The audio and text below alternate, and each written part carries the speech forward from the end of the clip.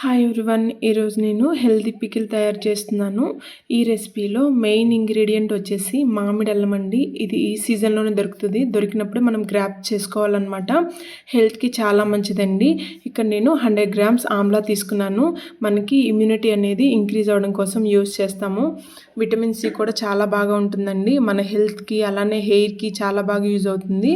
ఇక్కడ నేను 100 గ్రామ్స్ ఆమ్లాస్ తీసుకున్న తర్వాత 100 గ్రామ్స్ మామిడి అల్లం తీసుకుంటున్నాను. నీట్గా క్లీన్ చేసేసి ముక్కలుగా కట్ చేసి అవి కూడా అదే జార్లో వేసుకుంటున్నానండి. ఇక్కడ 4 పచ్చిమిరకాయలు అలానే లెమన్ గ్రాస్ తీసుకుంటున్నానండి. పచ్చిమిరకాయలు అనేది టేస్ట్ కోసం, లెమన్ గ్రాస్ అనేది ఆ ఫ్రేగ్రెన్స్ చాలా బాగుంటుంది, అందుకోసం వేసాను అనమాట. కొంచెం వామ్ వేసుకున్నాను.